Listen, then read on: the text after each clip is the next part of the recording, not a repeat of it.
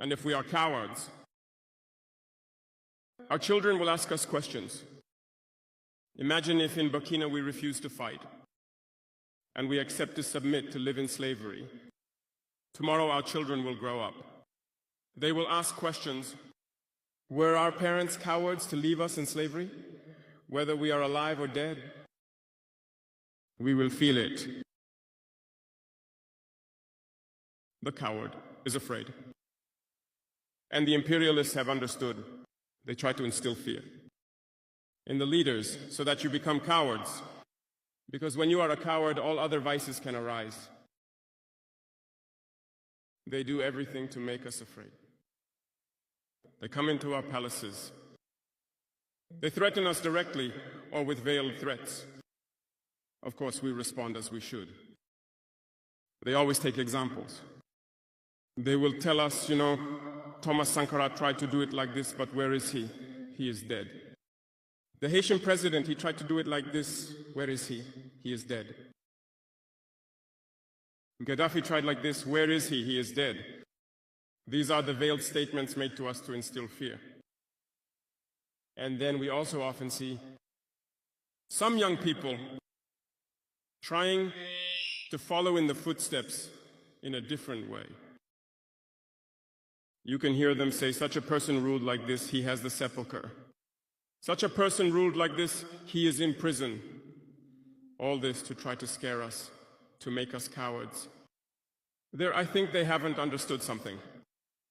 When we say the homeland or death, we shall overcome, it's not just a phrase, it has its full meaning.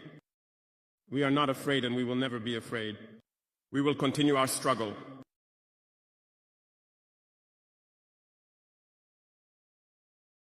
They have undoubtedly and surely scared numerous African heads of state. You often see when we speak or when we have the opportunity to be in certain situations abroad, we often make statements to call on African heads of state to wake up, take care of our youth, to be able to initiate our real development. We are often misunderstood. Some have responded publicly to our statements because they feel targeted.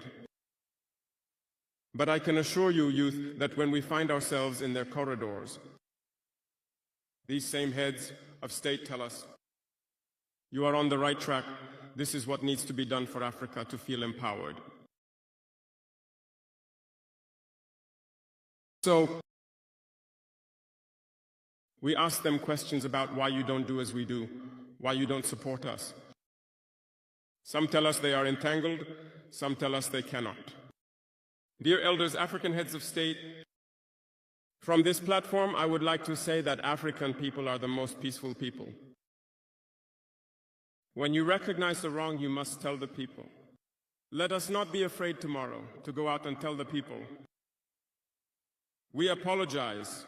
We have been compromised. We have ill-gotten gains.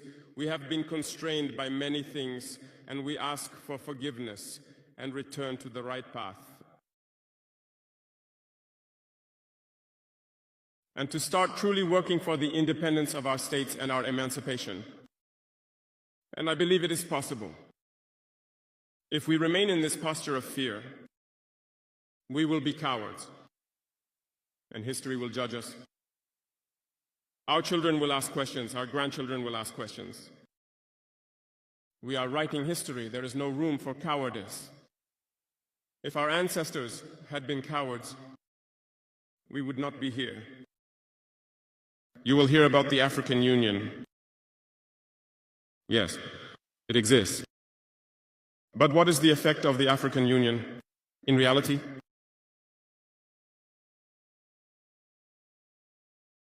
We cannot talk about integration in the theme and not talk about the African Union.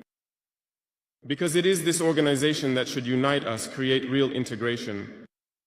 But we regret to see these wars that persist on the African continent, killing millions of young people. And that this organization, which has heads of state, with armies, is unable to organize itself to support certain countries. The union is not just a word. The union is a symbol. And we, the youth, should learn a lesson from this situation to unite, to make integration a reality. I was unpleasantly surprised when Ethiopia, which hosts the headquarters of the African Union, was experiencing a conflict. And when I saw the Prime Minister put on a military uniform and announce the closure of the university in Addis Ababa to face the threat. I did not see any action from the African Union to protect these headquarters. Most Western states saw Addis Ababa falling, packing up and leaving. Ethiopia fought, found an internal solution, and is living more or less in peace today. The children of Congo have been dying for years. Several other conflicts, such as in Sudan, exist on the continent. We would have liked to see the African Union generate the forces and all the necessary strategies to support these states so they can regain peace. For nearly 10 years, the Sahel has been the theater of international terrorism.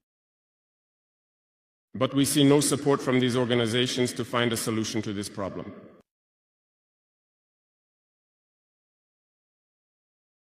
Worse, a few days ago, a country foreign to Africa openly announced having supported and participated in a cowardly terrorist and barbaric attack against the forces of our confederation in Tinsawatten. The African Union did not utter a word to condemn this interference by a state outside of Africa in the internal affairs of our states. I would like them to hear this and therefore break their silence and take action so that the youth can believe in the African Union.